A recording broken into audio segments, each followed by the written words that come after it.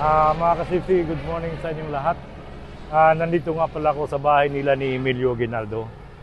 So, itong bahay pala nila ni Emilio Aguinaldo ay tinayo noong 1849. So, dito pinanganak si Emilio Aguinaldo. Pinanganak si Emilio Aguinaldo dito March 22, 1869. So, ito pala si Emilio Aguinaldo ay siya ang pinakaunang presidente dito sa atin sa Pilipinas. Siya ay naging presidente noong 1899 hanggang 1901. At ito palang Kawit Cavite noong unang panahon, nung panahon pa ng mga Espanyol, ito ay tinatawag na Cavite del Viejo.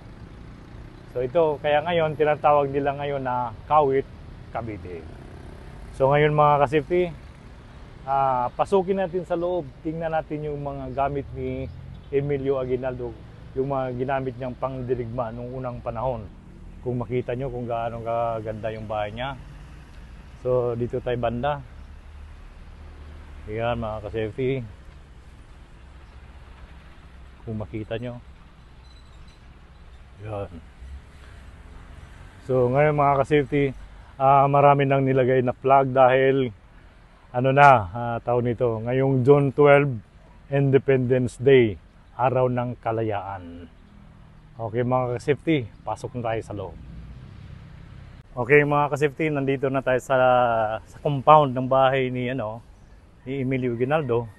So kung nakita nyo, so ito nga pala yung yung nakita nyo yung bahay na yan, doon pala nakaparada yung sasakyan ni Emilio Aguinaldo. So ngayon nilipat na raw, nasa Quezon City yung sasakyan niya. So tara na, pasok na tayo sa loob. Yan. Dito na ako sa loob. Kung nakita niyo mga ka-safety, ito yung pala yung ni Emilio Aguinaldo, ginagamit na teleskopyo. Saka ito yung niya, yung bota niya, nandiyan nakalagay. Pati yung mga lagay ng mga bala niya.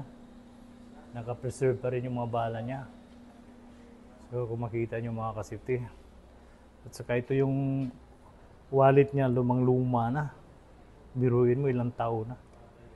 So si Emilio Aguinaldo pala, ito yung unang presidente sa Pilipinas.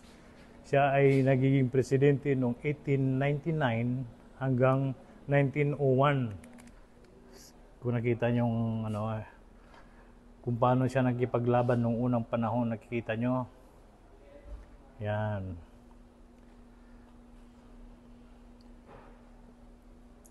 At tara, pasukin natin yung ibang sulok. Ito nga pala yung espada ni Emilio Aguinaldo. Yan. Ayan ang espada niya. Ito ang ginagamit niya nung nagkipaglaban siya nung unang panahon. So, yun.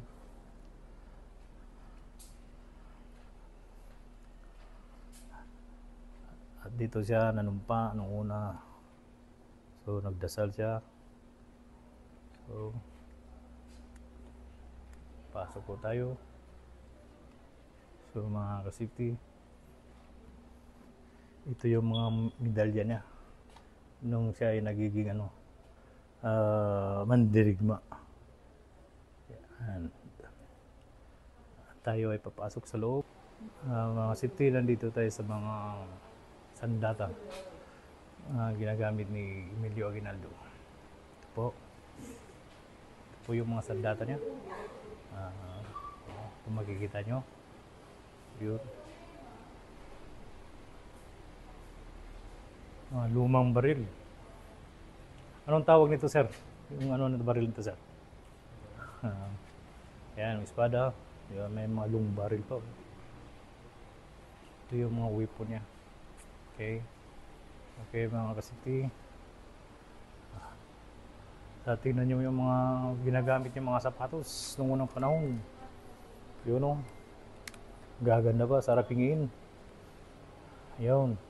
Nandito yung mga gamit yung mga plato, kutsara, yung lagayan ng tubig, at saka yung buta. Ito yung niya, yung tinatawag natin helmet. Yun, oh. Yan mga ka-safety.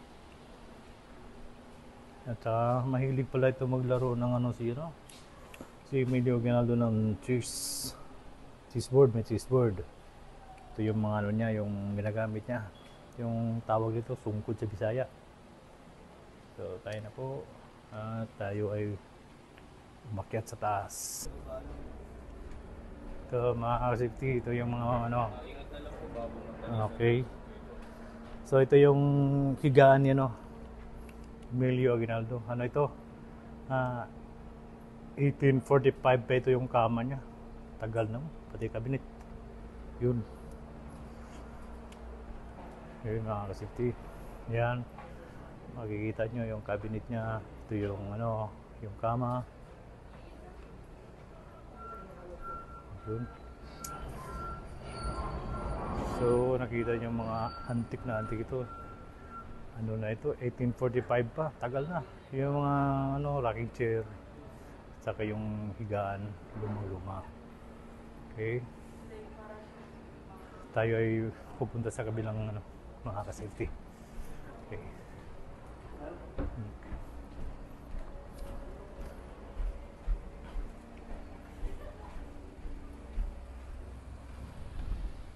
So ito yung ano niya, yung kainan, yung misa. Ito yung table pala nila dito. Ang dami palang kainan dito ni Emilio Aguinaldo. Siguro sa mga bisita niya. You know, kung makikita nyo, mga ka-safety. Yun. Mahilig pala ito si Emilio Aguinaldo mag-ano ng piano. Ayan. Talagang lumang-luma ng bahay na ito. Biruin mo, 1845 pa itong bahay na ito. Ayan mga ka-safety. Ayan ang table niya. Yun. Ganda ng bahay nito, Emilio Aguinaldo.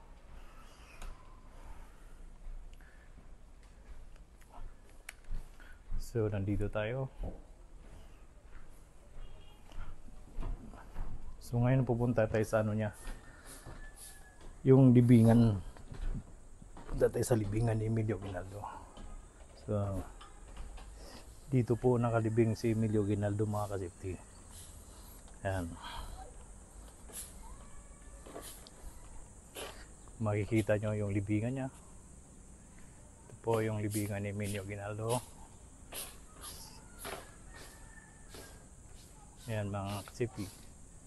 So kung nakita nyo, kung pinanganak siya nung 1869, so 1964.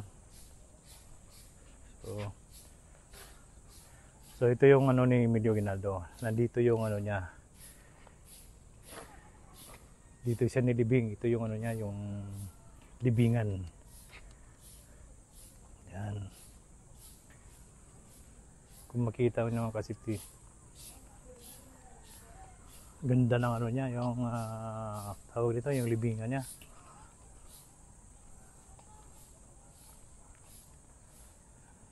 Yan.